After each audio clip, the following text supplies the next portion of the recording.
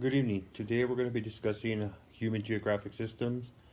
So let's begin really quickly by taking a few minutes to look at our guiding questions. These questions will help us not only through this unit, but they'll guide us into the next several units as we move forward throughout the lessons.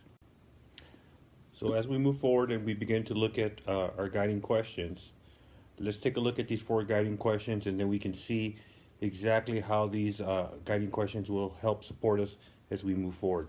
So again, the four questions that we're discussing are: how do societies act to ensure the well-being of their people? Why have societies not been successful in avoiding conflict, whether it's war or trade conflict or other kinds of conflict? We'll discuss some of that as we move forward. And how have different economic systems address people's wants and their needs? Sometimes we refer to those as push and pull factors, and we'll talk a little bit about that as we move forward as well. And then how do historians, geographers, and social scientists conduct credible research? So these four questions are going to guide everything we talk about today in this lesson and guide into the next several lessons as we move forward. So we want to make sure that we set the foundation for where we're headed, what we're going to be studying, because that gives us a focus so that we know the important concepts as we move forward. So the very next thing that we want to look at is we want to look at academic language. So in here I've provided many of the key academic or vocabulary that we'll be using over the unit. Some of these we will discuss today. Some of them you'll actually use in an assignment. But I do want you to notice that I have provided for you a tool here in Quizlet, a link, so that if you want to practice these over the next week, you want to look at them at a little bit of homework, you can use a Quizlet in your phone, or you can use it as a device, a laptop. You can play with them as a flashcard. You can use them as a quiz in a game. So again, just another way for you to start working on some of that key vocabulary that will help us as we move forward. But today we are gonna look at a few of these. So I will point these out as we kind of move along. But while we try to get ahead, just to give you a little bit of a foreshadow or kind of a guiding what we're going to be looking at, I want you to notice that some of the ones we're really going to be focusing on are going to be these here. If I can get my pen to work. Sorry. There we go. So these functional, formal regions, cultural, these here. We'll talk a little bit about absolute location. And then we will talk a little bit about region as well in general. Okay? So again, these are just some of the key terms that we're going to be using. Again, just wanted to highlight them, but we will get back to them, and we will definitely use them as we continue to move forward. So let's go ahead and get into our actual lesson. So we're going to start looking at different types of regions. We're going to look at formal, functional, and perceptual regions as our main concepts, and we'll talk about each of those. Again, these are some of your vocabulary that I've provided, and I'm going to go through them in kind of lecture format, but again, you have that Quizlet to refer to at any time should you need to go back and look at any of that. Okay, so let's look at different types of region: formal, functional, or perceptual. Formal means measurable data or borders. So something that is formal, it means it's very structured, has lines, has a way to measure it. Functional equals business connection. So I want you to think of function. When you think of function, how does this have some kind of business connection to geography? And then perceptual is stereotypes or feelings. How do we perceive? How do we look at it? What kinds of things do we think of when we talk about a specific region? Okay, so let me first start again with the first thing I want to look at is absolute location. This is going to be important because you're going to use this on part of your assignment today. So when we talk about absolute location, the definition is a specific point on surface. I want you to connect this with a GPS. If you're driving around and you're using your Google Maps or some other tool on your phone to get around, it uses coordinates, okay, latitude and longitude, to find a absolute location, to tell you exactly how to get to where you want to get to. So when we talk about absolute location geography, we're typically talking about use of latitude and longitude. Number two, formal region, which is areas in which certain characteristics are found throughout an area. So for example, a country, a state, or cities that have some characteristics that are very in common. So for example, I'm in Texas. So a lot of times when people think of Texas, they think of cows, cattle, although that has changed over time, okay? But we think of those regions, and we'll talk about more of that in perceptual. But in Texas we have several counties. We have things that divide us. We have borders that divide different counties. We have cities. So those are the things that we're talking about. For functional region, a central place where the surrounding places are affected by. So in this example, again, I'm using a Texas example. DFW, or Dallas-Fort Worth, is a major area of several cities, okay, the Dallas-Fort Worth area. But if you're in Texas, we refer to that as the DFW Metroplex, or a region of cities that share some common things, some functional, because it's a big business industry. Okay, so we see a lot of airports in Dallas-Fort Worth. We see a lot of business that is conducted in that area.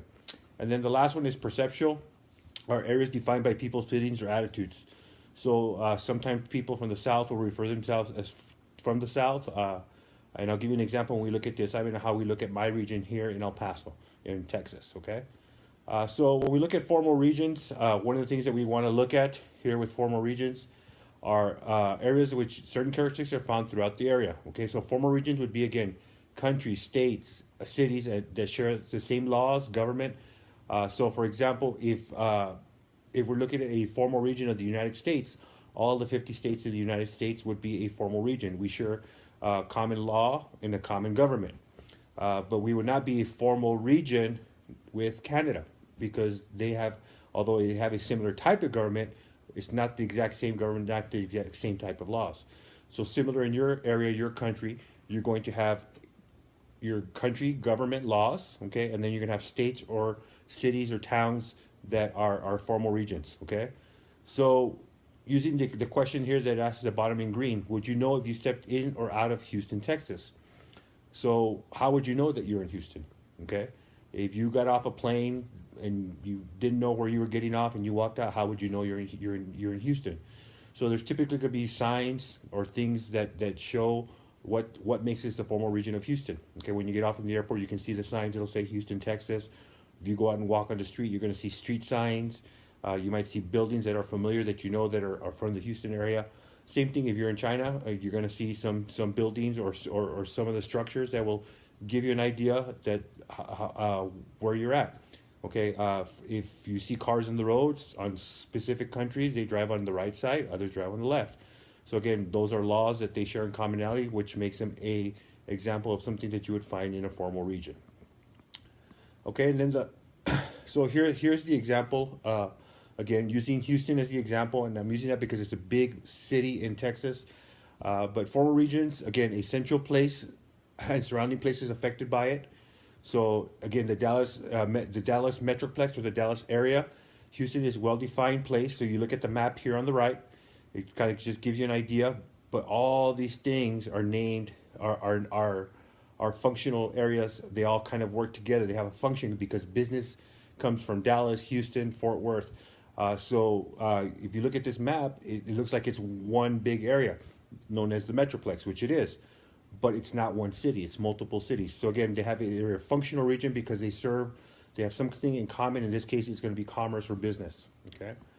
And then the next thing we want to look at here is perceptual region, okay? How people are defined based on their feelings. So in the United States, we have different, here if you look at the map, looking at the map here, we again have different types of regions. So we know the West, okay?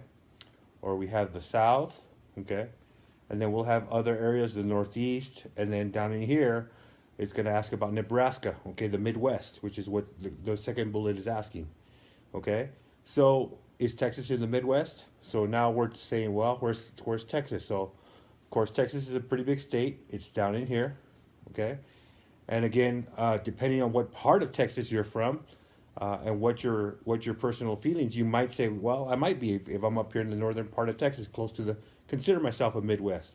But if you're here where I live, on the most far west part of Texas, we don't consider ourselves a Midwest. We consider ourselves the Southwest. So again, perceptual regions, again, having to do with feelings and how people perceive things. So as we continue to go on, we're gonna continue to go into the next area. So let's talk about some things that helps people make connections. So what do people perceive when they think of Texas? As I gave the example earlier, a lot of people think cows, cattle, because Texas is known for being part of the West, from early American history, we had a lot of cattle that came in through business. Sometimes we think of it as an oil business because we do have in the Panhandle and even actually in parts of West Texas and Midland, Odessa, oil. So it's also known as an oil area. But if you live where I live in El Paso, we don't really see ourselves as an oil area. We see more ourselves as a border town because of our location. So again, these are just some of the things to consider as we look forward and we talk about different types of region. Okay, so kind of to wrap this lesson up, just because it's a short lesson, looking at different types of regions, we again talked about formal, functional, and perceptual. So the state of Texas is a formal region. Why? It's got borders. You can define it. You can measure in miles or kilometers. Amazon basin is functional. Okay, the area in the Amazon because it's got some kind of function or business where people can use the river and the basin for commerce. Dixie, which refers to, it may be a term you're not familiar with, but in the United States, Dixie is known as the southern part of the United States. So again, that's a perceptual. Same thing, Sunbelt. Okay, and then two more formal ones: Harris County, which is a county in Texas, and country of Brazil. Again, a country that can be measured, has a formal border. We can measure the distance in miles from one place to the other in the country or across the country. The ship channel, functional. Why? Because it has some kind of business that comes through it or some kind of function that goes through. In this case, is where ships would go through, typically to bring supplies or pass in taking supplies from one place to the other. And again, Aguilan, which is considered a term for the South. Okay, people from the South. Again, perceptual. Okay, for this last part, I'm going to, this is kind of a task that I want you to work on, and then we'll discuss it a little bit after you've completed the task. So I'm going to show you the task, as this will be what you will work on. I'll send you the document so that you can work on this, and then we can discuss about it. But you're going to do it based on your region. Okay, I actually did a sample for you based on my region, going over certain geographic terms and characteristics. But I'm going to send you the actual file, so it'll be a little bit different than what you're seeing on the screen. It'll look a little bit more like mine here in the next screen. So as I shift to the next screen, what you're going to do is basically look at this summary, and you're going to write a summary about the place or region where you live. Okay, so you'll see the first column has the town or city that I live in, the place or region, El Paso. And then the geographic term, which are some of our vocabulary terms that are in the center. So again, we'll review some of those. Absolute location has to do with coordinates, exact location, how we would find it. Relative location, kind of a general area, something in common with other areas that we could find its general location. The formal region, how do we measure it? Typically a country, a state. Functional region, what has some type of commerce or business that's tied to it? What is the function of this area? And then the perceptual region. So in my case, El Paso, I gave you the exact coordinates, so you could type these coordinates into your GPS and it would, or your Google Maps, and it would pinpoint the city that I live in. For a relative location, we're north in the northern and western hemisphere. So we're in the northern part of the hemisphere, but we're also towards the west, as much of the United States as the United States is the northern and western hemisphere. So we're in two of the hemispheres. Again, just a relative location. So if you were on the other side of the world, if I say we're in the northwest hemisphere, you'd have a general idea of where I'm at. It's not going to be very precise. For that, you want the absolute location. And then the next one is going to be formal region. Okay, so I put two examples. One, I'm in the United States, the country, and two, the state of Texas. Okay, so El Paso has falls within those formal regions. As far as functional region, a Rio Grande Valley. Where I live, the Rio Grande runs right along the border between us and Mexico. And for a long time, that Rio Grande Valley was used for different things, from some commerce that came up and down the river a long time ago. But today it's used mostly as irrigation for crops. Okay, so you see a lot of river that comes up from the north, from all the rainfall from Colorado down through the river, and that goes through Texas down. And a lot of farmers still use that water for irrigation for their crops. And finally, El Paso is sometimes referred to as the borderland because we're on the border of the United States and the country of Mexico, as well as another state of New Mexico and Arizona. So a lot of people from El Paso will talk about how we're from the borderland.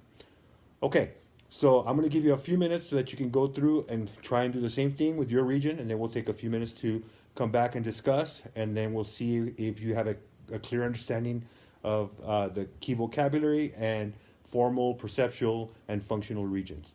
Okay, so let's say take 5 minutes, jot down your answers, and then we'll continue and we'll work forward.